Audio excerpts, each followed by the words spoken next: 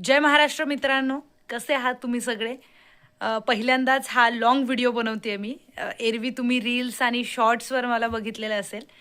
तर महत्त्वाचा मुद्दा आहे आणि खूप दिवस झाले माझ्या मनामध्ये हे होतं की तुमच्यापर्यंत हे पोहोचवायचं होतं मला, की मराठी भाषेचं जे काही आपण अस्तित्व जपण्याचा प्रयत्न करतोय मुंबई आणि इतरही शहरांमध्ये, तर एक गोष्ट तुमच्या कधी लक्षात आली आहे का?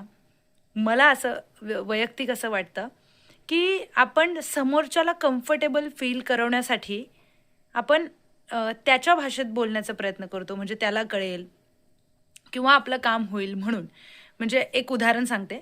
जसं आपण रेल्वे स्टेशनवर गेलो आत्ता.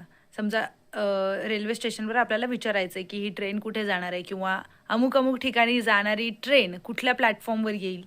तर मग आपण सुरुवातच हिंदीमध्ये करतो. आता हे सगळ्यांना लागू होत नाही, सगळे करत नसतील, पण आपल्यासारखे काही जण करतात.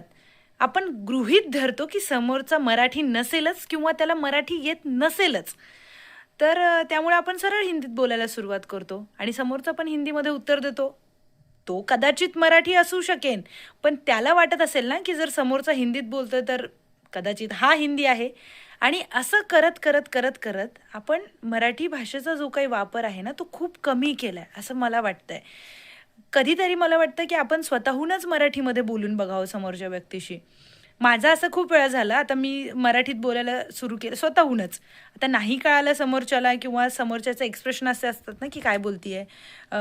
तर मग त्यांना मी समजावून सांगते हिंदीमध्ये, की मी काय विचारलं, ठीक आहे. पण कधी-कधी असं होतं ना, की समोरचा लगेच मराठीमध्ये बोलतो आणि स्माईल देतो, की "अरे, ही पण मराठीच आहे." तर असं होतं आणि असं बऱ्याच ठिकाणी झालंय. त्यामुळे मला असं वाटतं, की आपण आपल्यापासून आता सुरुवात करावी. कारण गेली कित्येक वर्ष ना, आपण समोरच्याला कम्फर्टेबल करायच्या नादात आपली भाषा हळू सोडत चाललोय. आणखी एक किस्सा मला तुम्हाला सांगायचा होता. मरीन ड्राईव्हवर मी बसलेले होते. तर एक बाबा ती कैरी विकत होते, कच्ची कैरी. त्याला मस्त कट करून त्याच्यावर मीठ आणि मिरची असं सगळं टाकून. सो मी मी आणि माझी मैत्रीण होतो. मग मैत्रिणीला मी म्हटलं, की "अगं मसाला टाकायला सांग ना त्यांना."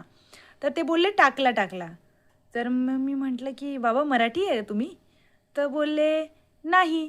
म्हटलं, "मग?" "नहीं, मैं तो यूपी का हूँ, पर मैं सीख रहा हूँ मैडम अभी, मला येतं थोडं-थोडं." असं म्हणाले ते. सो म्हणजे काय आहे, की आपण आपली गरज कधी दाखवलीच नाही.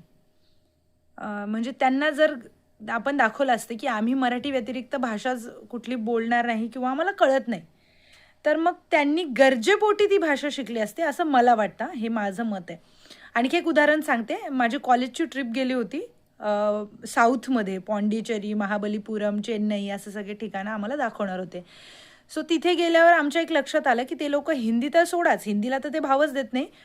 पण आपण इंग्लिश जरी बोलायला गेलो ना, तर त्यांचे एक्सप्रेशन असे असतात, की हे बाहेरचे आहेत लोकं म्हणून आणि ते जरा रूडली बोलतात. सो माझी एक मैत्रीण होती, ती केरळची होती. मी तिला सोबत ठेवायचे, की "ए तू बोल ना त्यांच्याशी." मतलब तिला म्हणायचे मी हिंदीमध्ये, की तुम बात करो." आणि मग ती बोलल्यावर सगळं ते म्हणजे नारळ पाणी जरी आम्हाला घ्यायचं असेल, तर मी तिला बोलायला लावायचे. सो असं सगळं करता 8-10 दिवसांची आमची ट्रिप होती. 8व्या-10व्या दिवशी मी बरेच असे शब्द, बरेच असे वाक्य त्यांच्या भाषेमध्ये शिकून गेले होते ऑलरेडी आणि मग मध्ये-मध्ये हिंदीमध्ये मी ते वाक्य फिट करायचे किंवा इंग्रजीमध्ये. तर मग त्यांना असं त्यांना जरा वाटायचं की प्रयत्न तरी करतीये शिकण्याचा. सो एवढे सगळे मी उदाहरणं का सांगतेय, मला असं वैयक्तिक वाटतंय की आपण काय करतोय ना, की आपण मराठीची गरजच भासू देत नाहीये समोरच्या व्यक्तीला. तो काही बोलायच्या आधीच आपण सुरू होऊन जातोय, की "अच्छा भैय्या ठीक है, ऐसा-वैसा."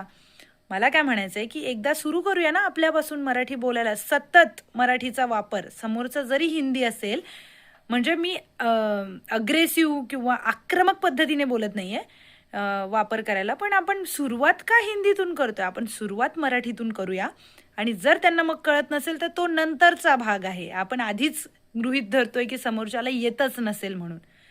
म्हणजे मला असं सगळं वाटतं. हा व्हिडिओ काही असा प्लॅन्ड व्हिडिओ नाहीये. माझ्या मनातल्या भावना होत्या, मला बोलायच्या होत्या. त्यामुळे आता तुम्हाला या संदर्भात काय वाटतंय? तुमचे काही असे वेगळे अनुभव आलेत का तुम्हाला, की खरंच मी बरोबर बोलतेय किंवा मी वेगळं बोलतेय, तुमचं काही वेगळं मत आहे? तर आपण कमेंट सेक्शनमध्ये नक्की बोलूया या विषयावर. आणि आणखी एक महत्त्वाचं म्हणजे कुठल्या विषयांवर मी बोललेलं तुम्हाला आवडेल किंवा असे लाँग व्हिडिओज बघितलेले बघणार आहात तुम्ही, बघणार आहात का पहिले तर ते सांगा, की रील्स आणि शॉर्ट्सच बघणार आहात, मग तसं आपण करूया. ओके, इथे थांबते आत्ता मी. जय महाराष्ट्र.